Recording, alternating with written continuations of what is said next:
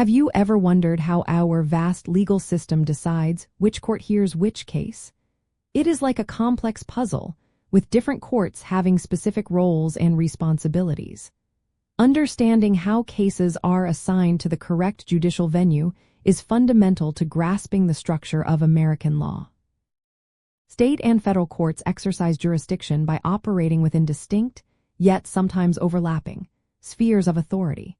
Jurisdiction essentially means a court's power to hear and decide a case. Federal courts have limited jurisdiction, meaning they can only hear certain types of cases defined by the Constitution and federal statutes, while state courts possess broad, general jurisdiction, allowing them to hear almost any case not specifically reserved for the federal system. The core mechanism behind this division is rooted in the principles of federalism, balancing national and state powers. Federal courts primarily exercise jurisdiction into main areas: federal question jurisdiction and diversity jurisdiction. Federal question jurisdiction means a case arises under the United States Constitution, a federal law, or a treaty. For example, a case involving a federal civil rights violation or a patent dispute would fall under this category. Diversity jurisdiction, on the other hand, applies to cases between citizens of different states where the amount in controversy exceeds $75,000. This type of jurisdiction aims to prevent potential bias against an out-of-state party. Additionally, federal courts handle cases where the United States government is a party, admiralty and maritime law cases, or matters involving foreign ambassadors. State courts, in contrast, are courts of general jurisdiction, meaning they can hear a vast array of cases. These typically include family law matters like divorce and child custody, probate cases involving wills and estates, contract disputes, personal injury claims also known as torts, and criminal cases that violate state laws.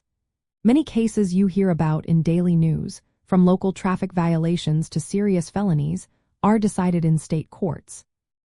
When a case could potentially be heard in either a state or federal court, this is known as concurrent jurisdiction, and the plaintiff often has the initial choice of forum, though the defendant may be able to remove the case to federal court under certain circumstances. Determining the proper court for a legal matter involves carefully assessing the nature of the claim and the parties involved. First, identify if the case primarily revolves around federal law, the Constitution, or treaties. If so, federal court is likely appropriate. If not, consider if the parties are from different states and if the financial stakes meet the federal diversity threshold. For most other disputes, especially those involving state statutes, common law, or local ordinances, a state court will be the correct venue. When in doubt, consulting a legal professional is always the most reliable way to navigate these complexities and ensure your case is filed in the appropriate judicial system. This fundamental understanding extends to two critical concepts: subject matter jurisdiction and personal jurisdiction. Subject matter jurisdiction refers to a court's authority to hear a particular type of case, such as bankruptcy or family law. Personal jurisdiction, distinct from subject matter, refers to a court's authority over the parties involved in a lawsuit. A court must have both to properly adjudicate a case.